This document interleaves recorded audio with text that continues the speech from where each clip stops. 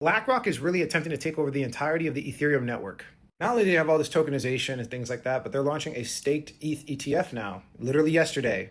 BlackRock is trying to be the institutional on-ramp and control the mechanism to get people from traditional finance into cryptocurrency every way they can. They have the spot Ethereum ETF, there's the staked Ethereum ETF, they have all these tokenized treasury products, and they have institutional Ethereum staking infrastructure right now as we speak. So what they want to do is control all of these users, all of these people, and all this economic value so they can throw their weight around on Ethereum and cryptocurrency to do whatever they want.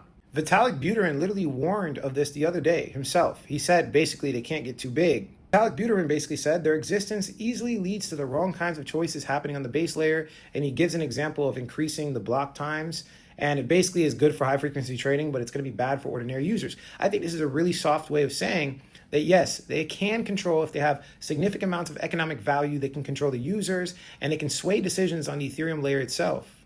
On the surface, he's just kind of putting it out like, oh man, it's going to ruin the user experience for Ethereum, but it's a lot deeper than that. As you guys know, we've been talking about specifically JP Morgan and how they recently partnered with Base. Base is a layer 2, the biggest layer 2 that stacks on top of Ethereum with the most credibility because they were created by Coinbase themselves. You know who was also kind of incubated by Coinbase early on in the early days before it was significant? USDC. So USDC is pretty much Coinbase at this point, pretty much Federal Reserve Coinbase.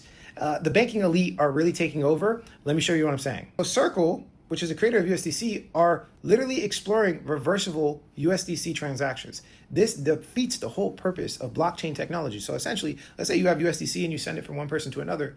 They'll have potentially the ability to reverse that transaction and bring it back if they don't like you or whatever the case is, which is insane. So although they don't control the Ethereum governance itself, they can do things like get massive economic value and a huge user base and essentially be the gatekeepers of traditional finance into crypto and then use that weight to throw around. They can influence crypto for sure. They can influence Ethereum and to a certain extent take control of the network without directly saying they're taking control of the network.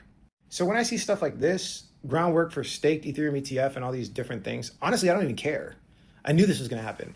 For people to think that this decentralized thing is going to save your life and it's going to save the world and stuff like that, it's hard to believe that considering the fact that the centralized banking elite has more economic value to buy the entirety of the network. So really, the only thing you could do is what I've been doing is making money off of this. It's not time for a bear market. It has to be the beginning of a bull market if they're launching a staked Ethereum ETF and many other pieces of, I have many other pieces of evidence to prove it. But yeah, the future will be on chain. It will likely be on Base because Base is connected to Ethereum, and it's clear that the banking elite are moving towards these mechanisms. So we have BlackRock, we have JP Morgan, and they're taking control as we speak.